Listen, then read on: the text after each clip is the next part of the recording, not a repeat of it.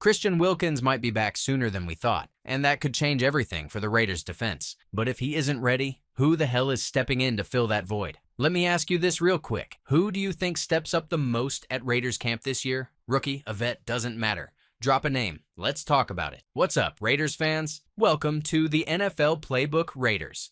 If you're new here, don't forget to hit that subscribe button. This channel is all about breaking down everything you need to know about the Raiders. So, the Raiders rookies reported to training camp last week, right? And now, the vets are pulling in tomorrow. And man, I'm fired up. There are so many layers to this camp. Stories to watch, positions to monitor, guys who could rise or fall. And I honestly believe some of this stuff we're about to see could make or break the Raiders season. Like, are the Raiders finally setting up a foundation under Pete Carroll and Geno Smith to start fighting for Super Bowls in the next 2-3 years? Or are we going to find ourselves stuck in the middle again? These next few weeks are going to give us some early clues. And I want to walk you through the top storylines I'll be watching real closely. Let's start with the obvious one, Christian Wilkins. His health is everything right now.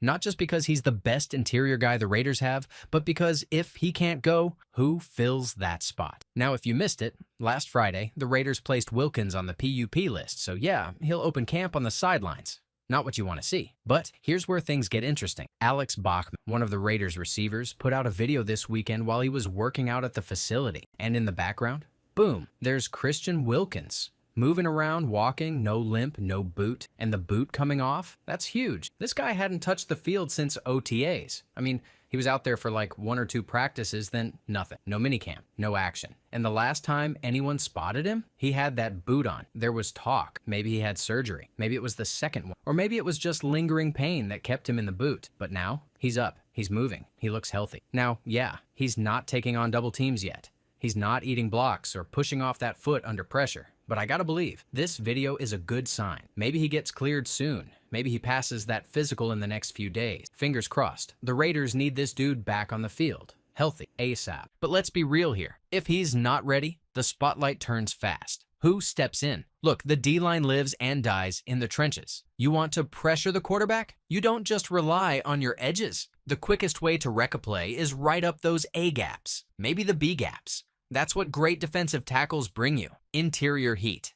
So, if Wilkins is sidelined, the Raiders need guys to step up. From what we saw at OTAs and minicamp, the 3 names getting the most run with the first team, other than Adam Butler, were veteran DTs Zach Carter and Lakey Fotu. Now, let's talk about them honestly. They don't exactly light a fire under you.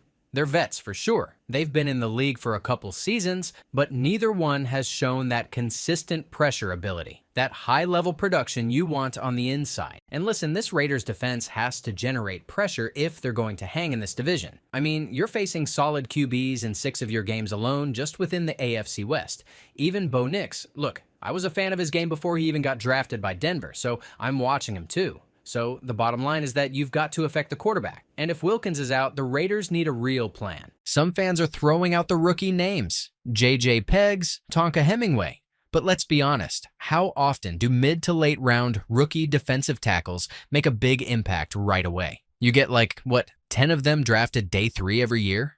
And maybe one of them breaks through? So I'm not banking on the rookies just yet. That's why you start looking at other possibilities. Could Tyree Wilson slide inside and give you some rush from there? That's something I'll be watching closely once padded practices start, because we're going to find out pretty quick who they trust in those reps.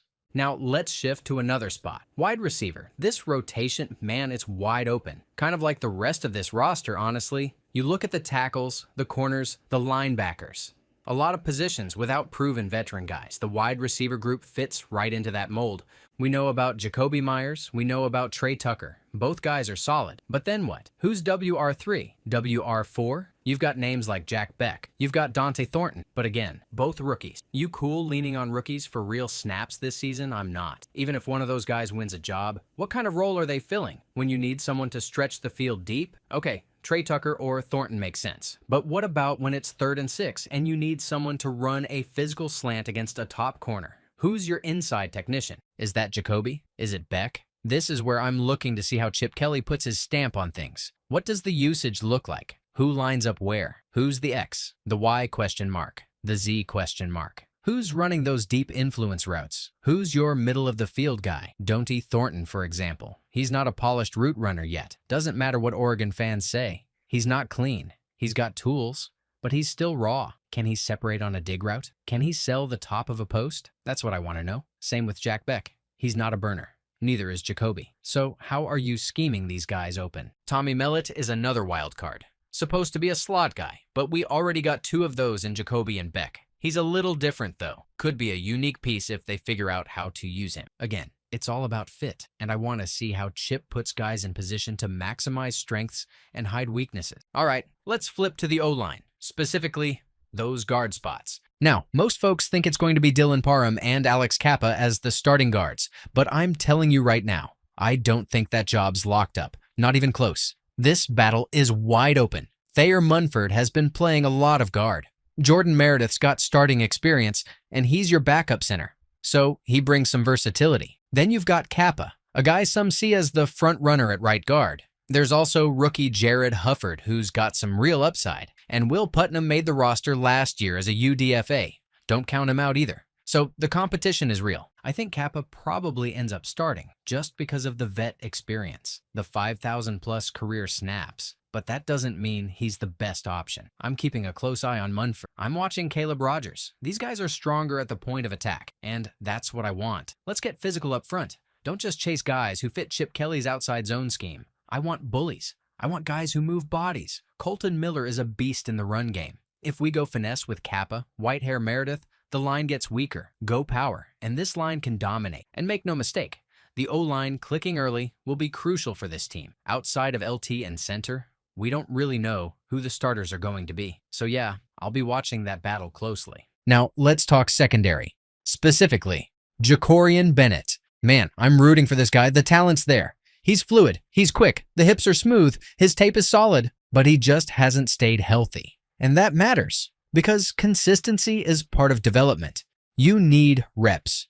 You need to face different offenses, different receivers, different looks. Jakorian hasn't had that chance. If you take out the division games, how many real schemes has he gone up against? That's the question. Still, when I watch the tape, I see top 10 potential. Maybe it's because we haven't had a real corner in so long, but Bennett just looks like that dude. Now, some folks are saying Eric Stokes and Darian Porter are your starters. I don't know if I buy that. Stokes has gotten worse year over year. Packers fans didn't blink when he left. I'm not sold. I think Bennett's got a real shot, and we'll know pretty fast. First few days of camp when the pads come on. If Bennett's still running with the twos, that tells you what the coaches think. Another wrinkle. Could Bennett kick inside? Maybe. If the Raiders go heavy cover 3, maybe the nickel becomes a safety like Isaiah Polamau or Lonnie Johnson. But I'm hoping Bennett wins one of those starting corner spots. We haven't had that kind of balance, coach and QB on the same page, since maybe 2016. So yeah, I think this year's different. Let me know your thoughts below.